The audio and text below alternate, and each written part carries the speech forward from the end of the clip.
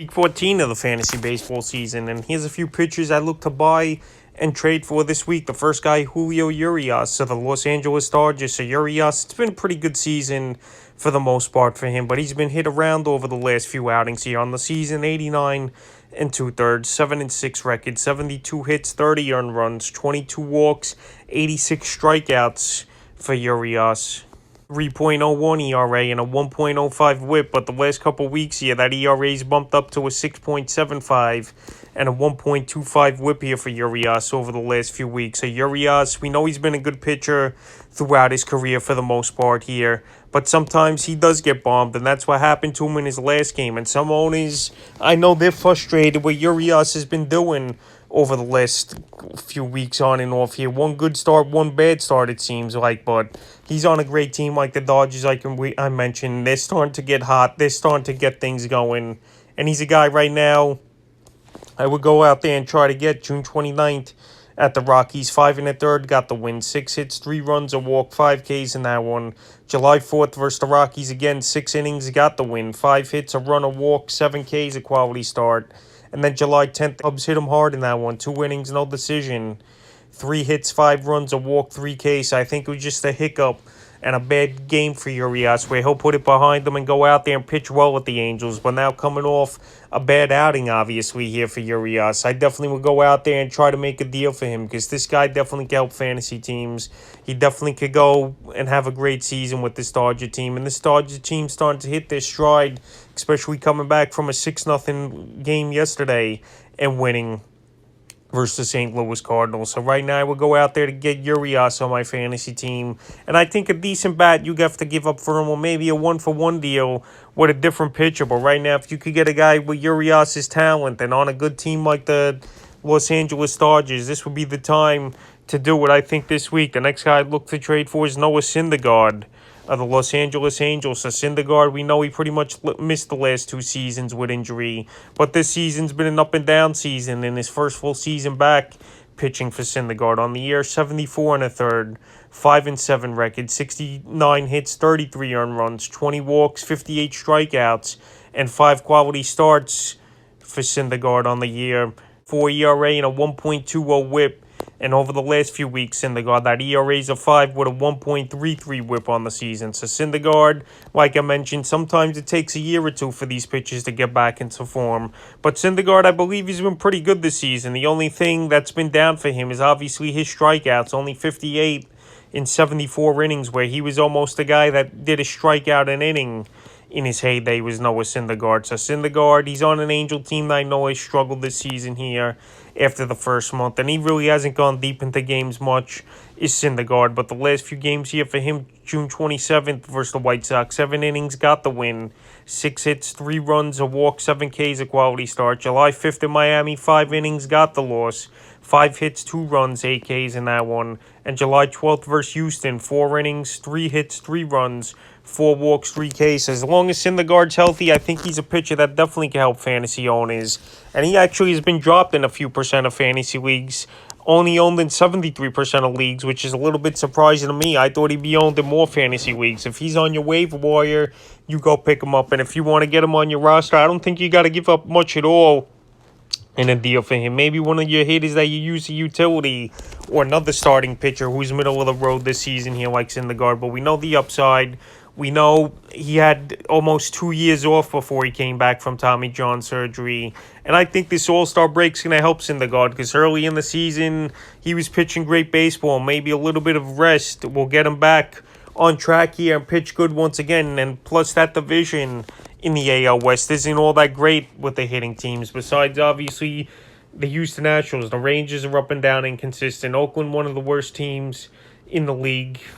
And right here, I think Syndergaard could take advantage of some of those matchups later on in the season versus weaker division opponents. And right now, I would go out there and try to get him on my roster, and you don't got to pay a big price at all for Syndergaard this week. The next guy's Quatro of the Cleveland Guardians. So Quatro on the season, decent year, 5-5 record, 94 2/3, 96 hits, 42 runs, 28 walks, 58 strikeouts, and 9 quality starts on the season here for Quatro. So Quatro, he's had a pretty decent season here, also with a 3.99 ERA and a 1.31 whip. But over the last few weeks here, that ERA is a 6.30 with a 1.90 whip with a 1-1 record over the last 2 weeks. And Quatro, another guy, surprising to me, he's available in 54% of fantasy leagues. If he's on your waiver wire, I would go out there and pick him up. But right now, he's not on.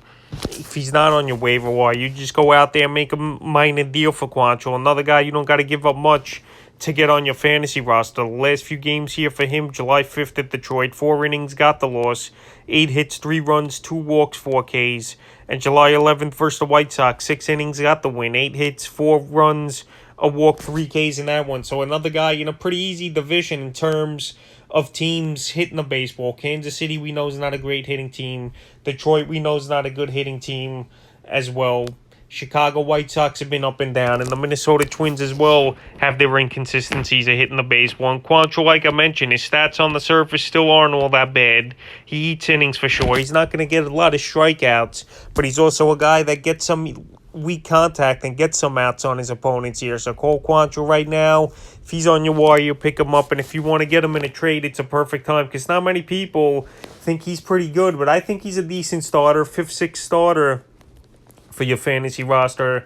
And he's a guy I think would be decent and help you down the stretch. The next guy's Lance Lynn, second in the AL Central. So Lance Lynn, it hasn't been a good season for him at all here after missing the first couple months with injury. So on the season here for Lance Lynn, 31 innings, 1-2 record, 8 hits, 24 earned runs, 9 walks, 29 strikeouts, and a quality start for Lance Lynn. So Lynn here, numbers aren't all that great with a 6.97 as well and a 1.52 whip in 31 innings on the season. And over the last couple weeks, it's gotten even worse with a 7.80 ERA and a 1.60 whip. So Lance Lynn, he's in a weak division though, where like I mentioned with Quatro, not many great hitting teams in the AL Central. And I think Lynn could get things going and bounce back after the All-Star break. July 1st, his best outing of the season at San Francisco. 6 innings, no decision, 3 hits, no runs, 2 walks, 5 Ks, a quality start. July 6th versus the Twins, 5 innings, no decision,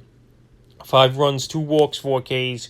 And July 11th at the Guardians, 4 innings, got the loss, 9 hits, 8 runs, 2 walks, 3 Ks. He got bombed in that one, no doubt about it, was Lance Lynn. And we'll see if he could bounce back right before the break, July 16th, at the Minnesota Twins here. A team that could be hit or miss on the offensive side of things. Because Lynn, he's got too much upside. And I don't think in a season he just lost it all with Lance Lynn, where he can't go out there and perform for the White Sox or fantasy owners. Because we know he's one of the best pitchers a few seasons ago here is Lynn. And last season he was pretty decent as well was Lance Lynn with 11-6 record, 176 strikeouts in 157 innings, a 2.69 ERA, and a 1.07 whip with 13 quality starts. I think him having the injury early in the season got him off to a slow start, and now he's trying to work back into pitcher shape. And now with the All-Star break coming up and a couple starts under his belt before then, even though they haven't been great, I think he could turn things around. And he's definitely a guy who would go out there and try to get on my roster.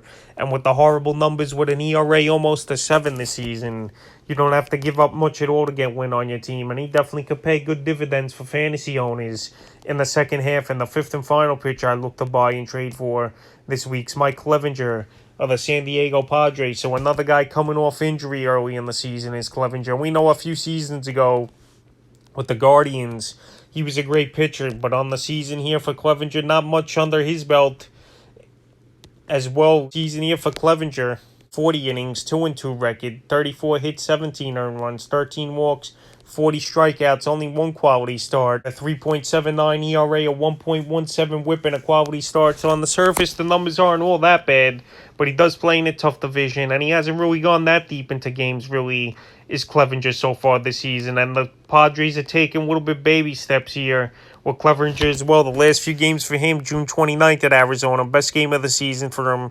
6 innings, got the win. 1 hit, no runs, a walk, 6 Ks, a quality start. July 5th for Seattle, 6 innings, got the loss in that one. 6 hits, 4 runs, 2 walks, 5 Ks. And July 12th at the Rockies, 5 1/3, got the loss. 5 hits, 4 runs, a walk, 4 Ks in that ball game here for Clevinger. So Clevinger, he's a guy that we know has great upside. I know the injuries have definitely been a factor over the last few seasons here for him, but I think he's a guy that could go out there and turn things around in the second half. And like I mentioned, on the surface, the numbers aren't all that bad with a 3.79 ERA, but right here, he's a guy that's going to need more work. Only 40 innings under his belt, and he does play in a tough division, what could be a problem down the line with the Dodgers, Giants, and even the Rockies who can hit the baseball, obviously, especially at Coors Field as well. So right now, Clevenger's a guy we're keeping an eye on, and a guy would put an offer in for. And if it's not what the owner wants, you don't do it. Because right now, I wouldn't overpay for him since it's a small track record and the injuries over the last few seasons. But he's definitely a guy that can help you at the back end of your rotation, and I will look to buy him this week. So that's a few pitchers I look to buy and trade for Week 14 of the fantasy baseball season.